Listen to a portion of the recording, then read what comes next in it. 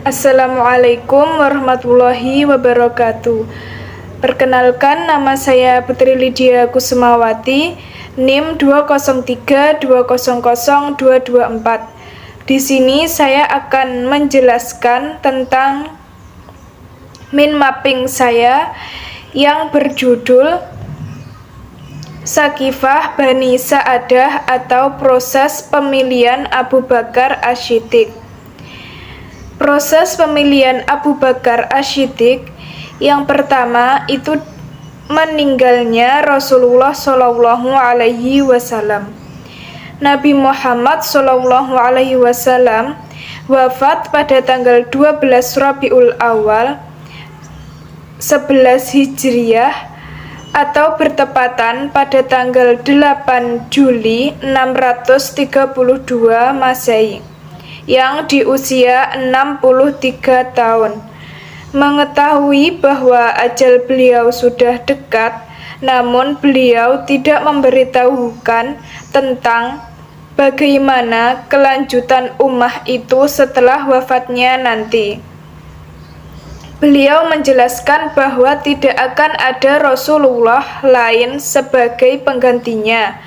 Sesuai dengan tradisi Arab, beliau membuka pintu bagi munculnya seseorang pemimpin yang baru. Hal ini membuktikan bahwa pandangan beliau yang jauh dan juga ternyata para pengikutnya telah mendapatkan pelajaran tentang bagaimana menerapkan tradisi Arab terhadap situasi baru mereka. Dengan wafatnya Nabi Muhammad SAW, pada saat itu kaum muslimin dihadapkan permasalahan yang sangat amat berat karena Nabi sebelum meninggal tidak meninggalkan pesan apa-apa, dan siapa yang akan menggantikan beliau setelah beliau wafat sebagai pemimpin umat Islam. Perdebatan antara kaum Muhajirin dan kaum Ansor. Berkenaan dengan pengganti beliau sebagai kepala negara, terjadilah perselisihan pendapat di kalangan antara kaum umat muslimin. Sedangkan itu dilaksanakan pada hari wafatnya Nabi, yaitu di Sakifah Bani Sa'adah. Pertemuan mendesak yang dilakukan oleh suku Kharaj merupakan tantangan terbesar terhadap keutuhan Madinah pada saat itu. Masing-masing kelompok mengajukan calon khalifah dan mengeklaim bahwa calon mereka yang paling berhak atas kekhalifahan. Kaum Muhajirin mengunggulkan Abu Bakar, Umar bin Khattab, dan Usaid bin Khudair dari Bani Ashar sebagai khalifah pengganti Rasulullah SAW. Sedangkan kaum Ansor mengunggulkan Sa'ad bin Ubadah sebagai khalifah pengganti Rasulullah SAW. 3. Penolakan Umar bin Khattab dan penunjukan Abu Bakar As-Siddiq sebagai pengganti Rasulullah SAW. Orang-orang Ansor yang sangat terkesan oleh ucapan Abu Bakar. Kemudian Umar memegang tangan Abu Bakar dan membaiatnya serta menyatakan kesetiaannya kepadanya sebagai khalifah. Tindakan Umar ini diikuti oleh Abu Ubaidah bin Jarrah. Tetapi sebelum dua tokoh Quraisy mengucapkan baiat, Basir bin Sa'ad, seseorang tokoh Ansor dari suku Kharaj, mendahului mengucapkan baiat kepada Abu Bakar As-Siddiq.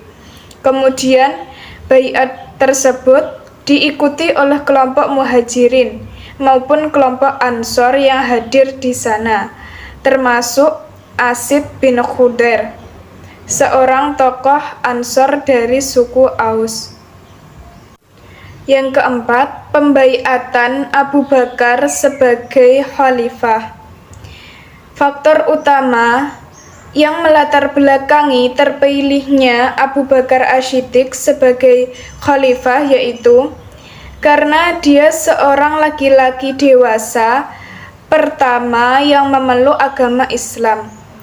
Ia adalah satu-satunya sahabat yang menemani Nabi Shallallahu Alaihi Wasallam pada saat hijrah dan ketika bersembunyi di Gua Sar. Ia sering ditunjuk Rasulullah Shallallahu Alaihi Wasallam untuk mengimami sholat ketika beliau sedang uzur. Ia adalah keturunan bangsawan cerdas dan berakhlak mulia. Sebagai khalifah, Abu Bakar As-Siddiq mengalami 2 kali baiat. Baiat yang pertama terjadi di Syakifah Bani Sa'adah dan baiat yang kedua dilaksanakan di Masjid Nabawi, yaitu di kota Madinah. Proses pengangkatan Abu Bakar As-Siddiq sebagai khalifah mengacu pada baiat Aqobah yang kedua. Karena pada saat itu ketika Nabi dibaiat untuk mendapatkan kekuasaan demi menjalankan pemerintahan berdasarkan apa yang diturunkan oleh Allah Subhanahu wa taala. Setelah dibaiat, Abu Bakar As-Siddiq berkhutbah, "Wahai sekalian manusia, aku telah dijadikan pemimpin atas kalian, dan aku bukanlah orang yang terbaik dari kalian. Jika aku berbuat baik, maka hendaklah bantulah aku. Namun jika aku berbuat jelek, maka luruskanlah aku. Kejujuran adalah amanah, kebohongan adalah khianat. Orang yang lemah di antara kalian adalah kuat di sisiku, sampai aku berikan kepadanya haknya, insya Allah. Dan orang yang kuat di antara kalian adalah lemah di sisiku, sampai aku ambil hak atas orang lain darinya, insya Allah." Yang kedua, saya akan menjelaskan ridhoh atau nabi palsu. Yang pertama, strategi yang dilakukan Abu Bakar untuk memerangi nabi palsu. Kondisi umat Islam di Madinah, khususnya yang dialami oleh orang-orang Arab pinggiran ketika wafatnya Nabi Muhammad SAW, banyak suku-suku atau kabilah-kabilah yang jaraknya jauh dari Madinah memilih untuk menjadi murtad. Abu Bakar sebagai pemimpin di kota Madinah, yaitu pengganti Rasulullah SAW, segera menyusun strategi dalam menyelesaikan suku atau kabilah yang murtad tersebut, yaitu dengan cara dakwah Abu Bakar. Maka orang-orang Arab pinggiran kembali pada ajaran agama Islam. Setelah Abu Bakar As-Siddiq menjadi khalifah, telah adanya ketetapan terhadap masyarakat Madinah wajib membayar zakat atau sedekah pada pemerintahan Madinah, sehingga banyak orang-orang Arab yang baru masuk Islam tidak mau menaati aturan tersebut, bahwa menurutnya zakat adalah sebuah pemaksaan. Orang Arab pinggiran masih mengakui dan meyakini pada ajaran agama Islam, tetapi mereka tidak mau dalam membayar zakat. Faktor penyebab munculnya nabi palsu. Faktor penyebab munculnya nabi palsu di Madinah karena orang Arab pinggiran yang tidak mau membayar zakat atau sedekah pada pemerintahan Madinah, sehingga nabi palsu tersebut mempengaruhi orang Arab pinggiran dengan tegak sebagai nabi palsu yang diutus sebagai pemimpin kota Madinah. Dengan tekad dan upaya yang kuat, nabi palsu membuat strategi untuk menghancurkan pemerintahan yang dipimpin oleh Khalifah Abu Bakar As-Siddiq. Nabi palsu bekerja sama dengan orang Arab pinggiran yang tidak mau membayar zakat untuk melawan Khalifah Abu Bakar As-Siddiq. Nabi-nabi palsu tersebut diantaranya yaitu Aswad al-Ansi, Musailamah al-Kadzab, Tulaihah, dan Sajah. Mereka semua yang memiliki banyak pengaruh pada orang Arab dalam mempengaruhi agar membantu dalam menghancurkan pemerintahan Abu Bakar As-Siddiq di kota Madinah. 3. Gerakan Riddah di Madinah. Gerakan Riddah terjadi pada abad ke-11 Hijriah dengan dipimpin oleh orang yang mengaku nabi palsu dan memiliki strategi khusus dalam melawan kekuatan Khalifah Abu Bakar As-Siddiq. Setiap nabi palsu tersebut mempunyai strategi masing-masing. Di antaranya, menghasut orang-orang Arab pinggiran yang tidak mau membayar zakat atau sedekah pada pemerintahan Khalifah Abu Bakar. Kebanyakan juga dari nabi palsu tersebut sebagai dukun dan pandai dalam mempengaruhi orang Arab dengan lisannya. Dari masing-masing nabi palsu tersebut pandai dalam berperang melawan musuh. Musuhnya terutama pembangkang terhadap pemerintahan Khalifah Abu Bakar As-Siddiq yang tidak sepakat pada syariat agama Islam yang telah ditetapkan pada zaman Nabi Muhammad SAW hingga Khalifah Abu Bakar As-Siddiq sebagai pemimpin di kota Madinah. Assalamualaikum warahmatullahi wabarakatuh. Perkenalkan, nama saya Rizky Laturido, NIM 203200231. Saya akan menjelaskan tentang perluasan wilayah pada masa Abu Bakar As-Siddiq. Yang pertama, pada masa Khalifah Abu Bakar, pemerintahannya disibukkan oleh usaha Imperium Persia dan Kekaisaran Romawi dalam menumbangkan eksistensi Islam. Yang pertama, untuk melawan Persia, Khalifah Abu Bakar As-Siddiq mengutus Khalid bin Walid untuk menaklukkan kota Al-Hiroh. Kota Al-Hiroh terkenal karena luas dan kekayaannya. Kota Al-Hiroh adalah daerah milik seseorang adipati Sasania, juga sebagai ibu kota provinsi Persia di Irak. Banyak masyarakat Kristen Arab dari Bani Lakmid bersiaga dan berpatroli di gurun untuk melindungi kota di bawah nama Kekaisaran Sasania. Pada bulan Mei 633 Masehi, Muslim Arab di bawah pimpinan Khalid bin Walid menyerang kota berbenteng tersebut yang dipertahankan dengan tembakan panah dari dalam benteng. Pertempuran berlangsung singkat dan warga kota dengan cepat menyerah dan membawa hadiah kepada Khalid bin Walid. 5 istana dalam kota jatuh ke tangan kaum muslimin. Penduduk kota pun setuju untuk menyerah dan membayar upeti.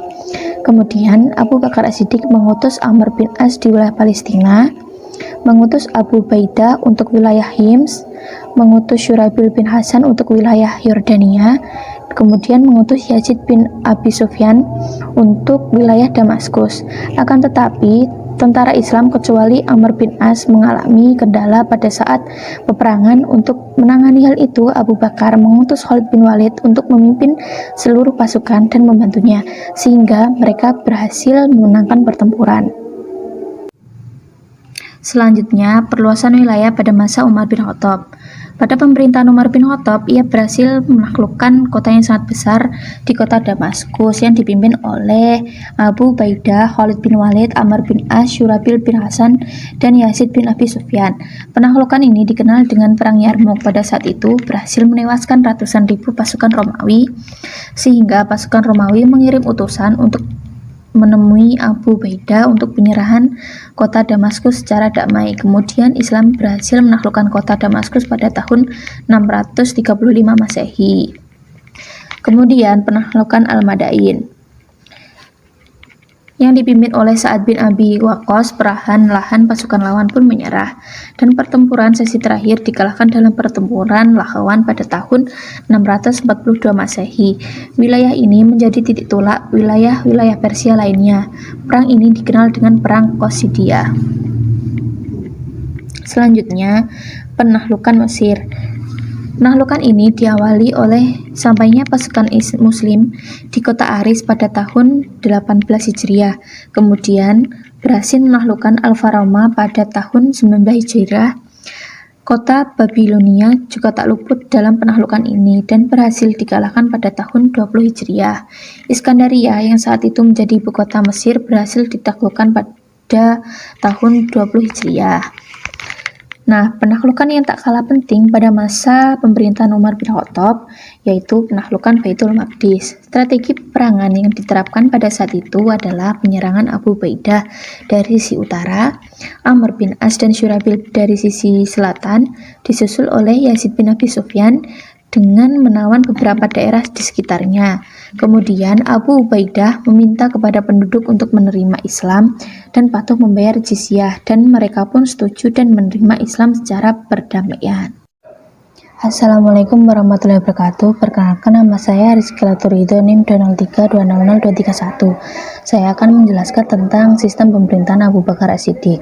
Sistem pemerintahan secara umum dapat dikatakan pemerintahan Abu Bakar As-Siddiq melanjutkan kepemerintahan sebelumnya, baik kebijakan dalam agama maupun terhadap negara. Pada masa Abu Bakar As-Siddiq, jalannya kenegaraan menjadi salah satu bentuk eksistensi pemerintahan Islam. Yang pertama, kebijakan dalam negara dalam bidang eksekutif. Dalam pendelegasian terhadap tugas-tugas pemerintahan di Madinah, misalnya Ali bin Thalib menjadi pemerintah pusat, kemudian Utsman bin Affan dan Zaid bin Tsabit sebagai sekretaris, Abu Ubaidah sebagai bendaharawan, dan untuk daerah kekuasaan Islam menunjuk amir di setiap provinsi. Yang kedua, pertahanan. Abu Bakar mengorganisasikan pasukan yang ada untuk mempertahankan eksistensi keagamaan dan pemerintahan. Pasukan itu disebarkan untuk memelihara stabilitas di dalam maupun di luar negeri. Yang ketiga, sosial ekonomi. Sebuah lembaga mengelola harta benda yang didapat dari zakat, infak, sedekah, dan ghanimah, dan lain-lain. Penggunaan harta tersebut digunakan untuk gaji pegawai negara dan untuk kesejahteraan umat sesuai dengan aturan yang ada. Kemudian kebijakan internal. Yang pertama, lembaga mengolah harta benda yang didapat dari zakat, infak, sedekah, ghanimah, dan lain-lain. Penggunaan sebagian harta tersebut digunakan untuk gaji pegawai negara. Yang kedua, menetapkan jalannya musyawarah sebagai pemutus perkara dan menegakkan Dewan Syuro. Abu Bakar As-Siddiq memilih Umar bin Khattab sebagai pemimpin Dewan Syuro. Yang ketiga, Abu Bakar membentuk Dewan Syariah sebagai penasihat bagi lembaga peradilan Islam dan mengangkat Umar bin Khattab sebagai perwakilan untuk wilayah Madinah. Dan yang keempat, kebijakan Rasulullah. Selanjutnya, dalam bidang ekonomi. Pada masa Abu Bakar, kegiatan Baitul Mal masih sama dengan pemerintahan Nabi Muhammad. Harta Baitul Mal tidak pernah menumpuk dalam jangka waktu yang lama karena langsung didistribusikan kepada seluruh kaum muslimin. Kemudian berikut ciri-ciri perekonomiannya. Yang pertama, ada akad perdagangan syariah. Yang kedua, tegas. Yang ketiga, ahli badar. Yang keempat, rikas. Yang kelima, jizyah. Yang keenam, prinsip kebersamaan. Dan yang ketujuh, zakat. Dan yang terakhir, pendidikan.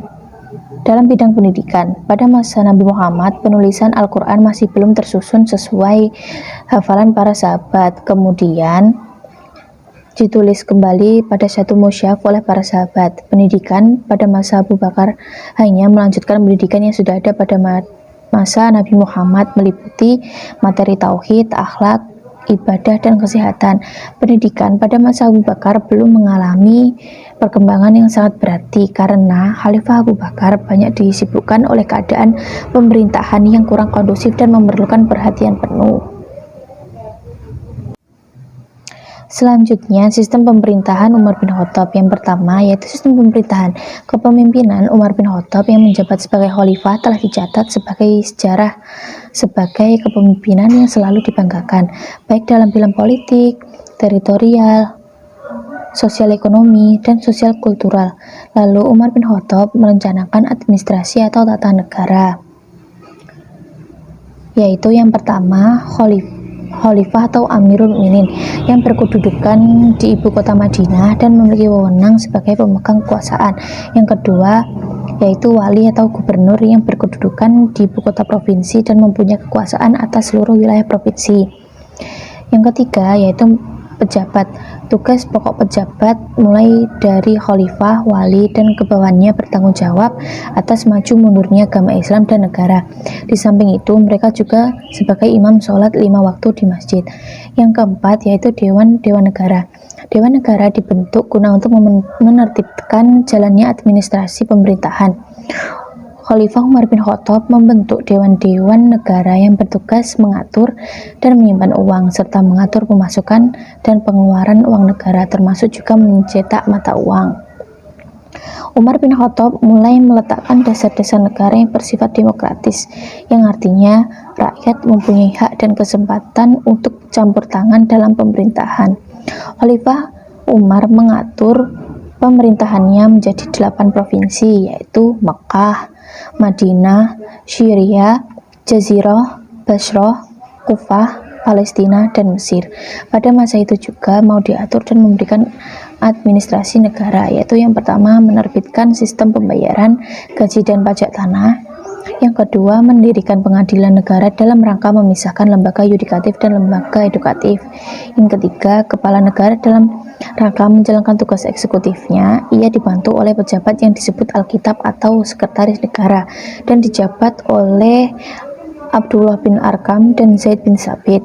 Yang keempat, membentuk jabatan kepolisian untuk menjaga keamanan dan ketertiban serta menangkap penjahat. Yang kelima, membentuk jabatan militer, terdaftar secara resmi di negara, bertugas di daerah-daerah perbatasan seperti di Kufah, Basrah, dan diberi gaji secara teratur setiap bulannya. Yang keenam, Umar bin Khattab juga mendirikan Baitul Mal, keuangan negara yang dipungut dari pajak dan lain-lain disimpan di Baitul Mal dan penggunaannya diatur oleh dewan. Yang ketujuh, menempa atau mencetak uang sebagai alat tukar yang resmi di negara. Dan yang terakhir yaitu menciptakan kalender Hijriah atau kalender Islam. Kemudian untuk mendistribusikan harta Baitul Mal, Umar mendirikan beberapa lembaga yang dianggap perlu. Selanjutnya, ekonomi. Dan berpijak dari ayat-ayat Al-Quran, Umar bin Khattab mulai memperhatikan harta kekayaan negara yang sumber pendapatannya semakin banyak. Sumber harta negara yang dominan yaitu zakat, ghanimah, fa'i, khoroj, harta rampasan, dan zakat perdagangan sebesar 10%. Selanjutnya, pendidikan. Pada masa Umar bin Khattab, sahabat-sahabat yang sangat berpengaruh tidak diperbolehkan untuk keluar dari daerah kecuali atas izin khalifah dan dalam waktu yang terbatas. Hal ini berarti bahwa penyebaran ilmu dan pengetahuan para sahabat dan tempat pendidikan terpusat di Madinah. Umar bin Khattab memerintahkan para panglima perangnya apabila berhasil menguasai satu kota, hendaknya mereka mendirikan masjid dan sebagai tempat ibadah sekaligus sebagai tempat menimba ilmu. Setelah ditetapkannya masjid sebagai pusat pendidikan, juga telah terbentuk pusat pendidikan Islam di berbagai kota dan materinya dikembangkan baik dari segi ilmu, bahasa, menulis, dan ilmu-ilmu lainnya. Assalamualaikum warahmatullahi wabarakatuh. Perkenalkan, nama saya Selsilia Sri Ramadhani, NIM 203-2002-36. Di sini saya akan menjelaskan pengertian daripada ghanimah. Jadi apa sih ghanimah itu? Ghanimah menurut Muhammad Rawas dari bukunya yang saya baca, yaitu harta rampasan perang oleh orang Islam dari orang kafir dengan jalan perang. Sedangkan menurut etimologi adalah berarti harta rampasan perang. Dan ada pengertian yaitu al-anfal. Jadi harta yang diperoleh dari musuh sesuai dengan surat Al-Anfal ayat 69. Dan yang ketiga adalah al-salab, yaitu perlengkapan perang yang dirampas tentara Islam dari tentara musuh yang gugur di medan perang. Nah, apa sih yang dirampas dalam peperangan ini? Yaitu yang pertama adalah tawanan perang. Jadi di dalam tawanan perang terdapat budak laki-laki, perempuan, dan anak-anak. Kemudian ada tanah. Dan yang ketiga adalah harta yang dapat dipindahkan. Harta yang dapat dipindahkan berupa kuda, dirham, pedang, dan lain-lain. Kemudian di dalam ghanimah, menurut kebijakan Umar bin Khattab, dibagi menjadi 3 bagian. Yang pertama yaitu syafi, dan yang kedua 1/5 syafi, dan yang ketiga adalah sisanya 4/5. Maka dapat dijelaskan bahwa ghanimah dibagi menjadi 3 macam ini. Syafi, yaitu dipilih oleh kepala negara. Harta ini tidak boleh dibagikan kepada siapapun. Dan yang kedua, menurut Quran surat Al-Anfal ayat 41, harta ini dibagikan kepada Allah, Rasul, kerabat Rasul, anak yatim, orang miskin, dan ibnu sabil. Namun setelah Rasulullah SAW wafat, Abu Bakar menghentikan bagian Rasul dan kerabat Rasul dengan memberikannya atau menggantikannya ke fakir miskin, dan hal ini terus diikuti oleh Khalifah Umar bin Khattab. Dan yang ketiga adalah 4/5 sisanya. 4/5 sisanya ini diberikan kepada tentara perang. Namun, untuk tentara perang ini harus memiliki beberapa syarat. Yang pertama adalah hendaknya ikut berperang. Dan ini terdapat suatu cerita, yaitu ketika Bani Ad-Harith, yaitu termasuk penduduk Basrah, berperang dengan penduduk Mah, meminta bantuan kepada Ammar bin Yasir dari Kufah, dan dia datang setelah perang selesai. Ammar berkata, "Kami termasuk yang diikutkan dalam pembagian harta rampasan kalian."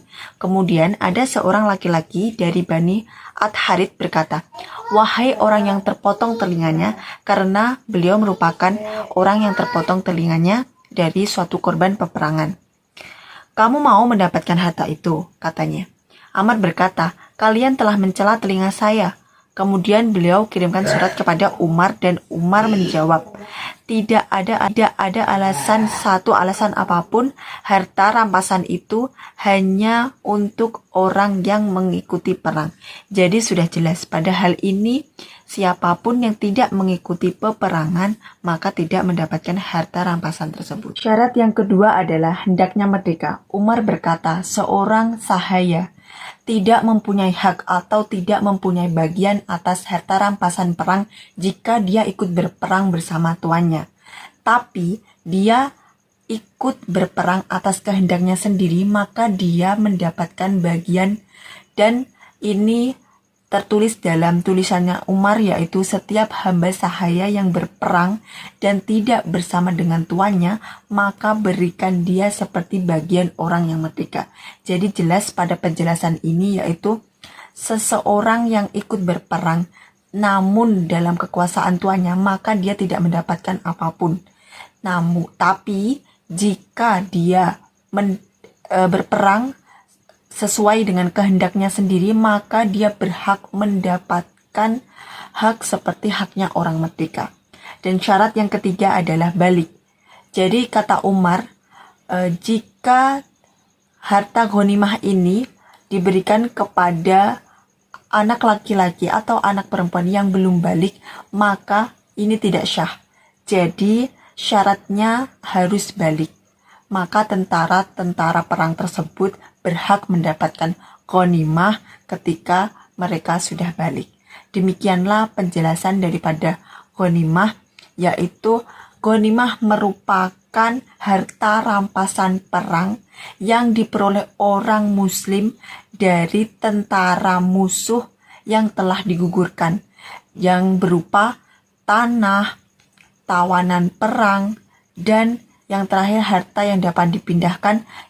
Dan dalam ghanimah ini terbagi menjadi syafi, 1/5 syafi, dan 4/5 syafi.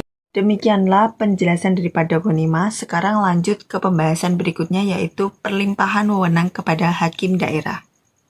Pembahasan selanjutnya adalah pelimpahan wewenang kepada hakim daerah. Jadi Umar bin Khattab telah membagi kekuasaannya secara terpisah.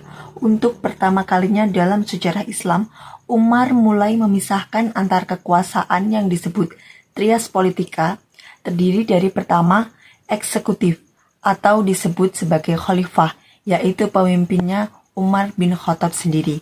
Dalam hal kekuasaan eksekutif, Umar membagi menjadi dua, yaitu pertama, organisasi politik, terdiri dari al-khilafat yang artinya kepala negara, kemudian al-wizrat artinya menteri, lalu membagi kedua administrasi negara terdiri dari Diwan al-Jundi artinya Departemen Pertahanan dan Ketahanan, kemudian Diwan al-Kharij yaitu Baitul Mal, kemudian Diwan al-Ahdats yaitu kepolisian, dan yang terakhir adalah Nasharat al-Nafilah, lembaga pekerjaan umum. Selanjutnya yaitu kekuasaan yudikatif. Selanjutnya adalah qadhi atau kekuasaan yudikatif. Dalam kekuasaan yudikatif ini membentuk gubernur yang diberi nama Ahlul Hali wal Aqdi, dan oleh Umar dibagi sesuai wilayah kekuasaan, yaitu di Yaman oleh Ali bin Abu Thalib, Zaid bin Sabit, Abdullah ibnu Ma'ud, Salman bin Rubai'ah, Qais ibnu al-Ash, Ya'la ibnu Umayyah, dan Kufah oleh Mughirah ibnu Syubahah, Syam oleh Muawiyah ibnu Abi Sufyan, Bahrain dan Oman oleh Utsman ibnu Abi al-Ash, Basrah oleh Abu Musa al-Asy'ari, Emesya oleh Umar ibnu Said. Kemudian Prof. T.M. Hasbi Asyidki mengemukakan bahwa di mana pemerintahan Umar daerah Islam telah luas, tugas-tugas yang dihadapi oleh pemerintahan dalam bidang politik, sosial, ekonomi itu sudah semakin rumit. Maka karena hal tersebut Umar mengangkat beberapa hakim untuk menyelesaikan masalah atau perkara, dan hakim ini diberi nama qadhi. Adapun pengangkatan qadhi pada masa Umar yaitu qadhi daerah, mulanya ditunjuk oleh Khalifah Umar sendiri. Khalifah yang mengutus dari pusat pemerintahan ke suatu daerah. Maka hakim Madinah adalah Abu Darda, Basrah oleh Syuraih, Kufah oleh Abu Musa al-Arsi, kemudian Mesir oleh Hars bin Abil Ash. Selanjutnya yang terakhir yaitu lembaga legislatif. Lembaga legislatif atau kekuasaan legislatif disebut sebagai majelis syuro, yaitu tempat atau majelis permusyawaratan. Di dalam majelis ini kaum muhajirin dan ansor ditunjuk sebagai pemimpin-pemimpin rakyat atau sebagai wakil dari hakim yang telah ditunjuk Umar. Jadi dapat disimpulkan bahwa dalam pelimpahan wewenang ini Umar membagi tiga, yaitu trias politika, terdiri dari lembaga eksekutif sebagai pemimpin yaitu Umar bin Khattab, kemudian yudikatif, lembaga pelaksana yang terdiri dari para gubernur dan hakim. Kemudian mereka semua berkumpul atau menggunakan majelis syuro sebagai kekuasaan legislatif atau lembaga legislatif untuk tempat memecahkan masalah mereka, berkonsultasi maupun bermusyawarah. Demikian yang dapat saya sampaikan, kurang lebihnya saya mohon maaf. Wassalamualaikum warahmatullahi wabarakatuh. Sistem ketanahan pada masa Khalifah Umar bin Khattab. Khalifah Umar bin bin Khattab bukan saja menciptakan peraturan-peraturan baru, beliau juga memperbaiki dan mengadakan perbaikan terhadap peraturan-peraturan yang perlu direvisi dan diubah. Antara lain, aturan tanah, yang dimana kaum muslimin diberi hak menguasai tanah dan segala sesuatu yang didapat dengan berperang. Beliau mengubah peraturan ini menjadi tanah-tanah itu harus tetap dalam tangan pemiliknya semula. Tetapi pertalian ini diadakan pajak tanah atau disebut juga dengan al-kharaj. Umar bin Khattab meninjau kembali bagian-bagian zakat yang diperuntukkan pada orang-orang yang dijinaki hatinya. Penyewaan tanah. Umar bin Khattab menyewakan tanah kepada orang-orang yang menanaminya dengan mendapatkan hasil darinya. Kemudian hasilnya menjadi milik Baitul Mal. Hasil ini terkadang dalam bentuk uang maupun hasil tanaman. Penyalahgunaan pemberian tanah. Demi menjaga ketertiban dalam pemanfaatan tanah, Umar bin Khattab tidak memperbolehkan peruntukan tanah di luar tujuan pemberiannya. Monopoli tanah. Dalam monopoli tanah ini, Umar bin Khattab menetapkan hima. Penetapan hima ini bukanlah melarang kaum muslimin atas tanah yang telah diperjuangkan, melainkan untuk merealisasikan kemaslahatan umat. Umar bin Khattab juga melarang adanya tanah larangan khusus karena hal itu mempunyai banyak mudarat, di antaranya kezaliman ekonomi. Karena jika diizinkan tanah larangan khusus, maka orang kaya dan pemilik kebijakan akan menguasai tanah mati dan menghalangi orang miskin dan masyarakat darinya. Assalamualaikum warahmatullahi wabarakatuh. Nama Sinta Purwaningsih, NIM 203200238. Di sini saya akan menjelaskan tentang sistem ketanahan pada masa Khalifah Abu Bakar Asy-Syiddiq dan juga pada masa Khalifah Umar bin Khattab.